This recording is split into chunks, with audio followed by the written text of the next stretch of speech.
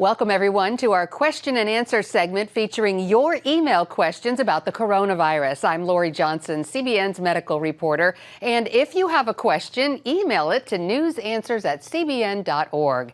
Today, we're joined by physician and best-selling author Dr. Don Colbert, creator of Divine Health Nutritional Supplements. His website is drcolbert.com. Welcome, Dr. Colbert.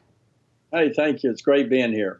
Well, before we get to the email questions, Dr. Colbert, I wanted to ask you about an article on your website directed at the millions of people who are under orders right now to stay at home.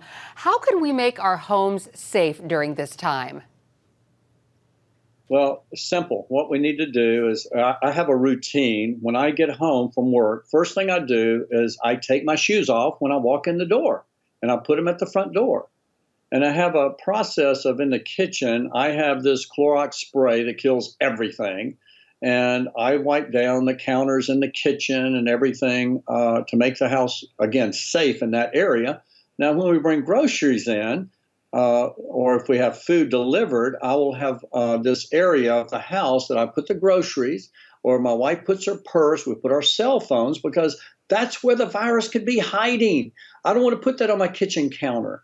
And so we have safe spaces in the house, which is kitchen. I wipe those counters down a few times a day to make sure there's no virus floating around and or on the counter, excuse me.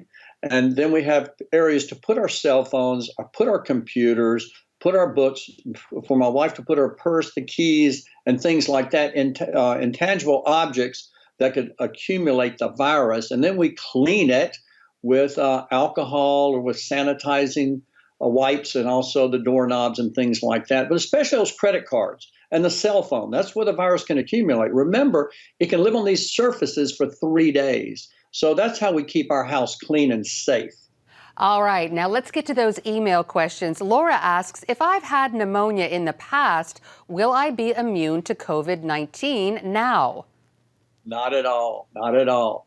A lot of pneumonia is due to virus from the flu or due to pneumonia bacteria, but this in no way will help prevent and protect you against this COVID-19. This is a new virus. Our immune system has never seen this virus before, and many patients' immune systems are woefully weak and unprepared to deal with this virus, especially if you're over 65 or have a comorbidity such as diabetes or even prediabetes or heart disease or asthma or COPD, or if you're on immunosuppressive meds.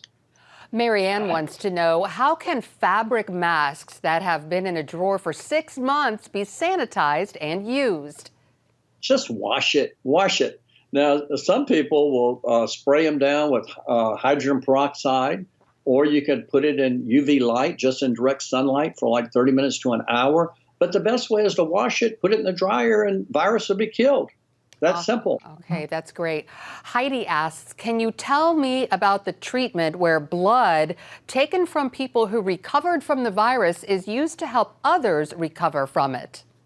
Yes, this is convalescent plasma, which I love. It was actually used in the early 1900s and helped a lot during the 1918 flu pandemic that killed as many as 100 million people over the world.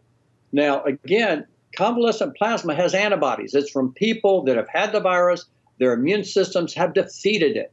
So a person, if they're in ICU and really sick, they can actually get the plasma from a person who's defeated the virus, and it boosts their immune system and kills the virus.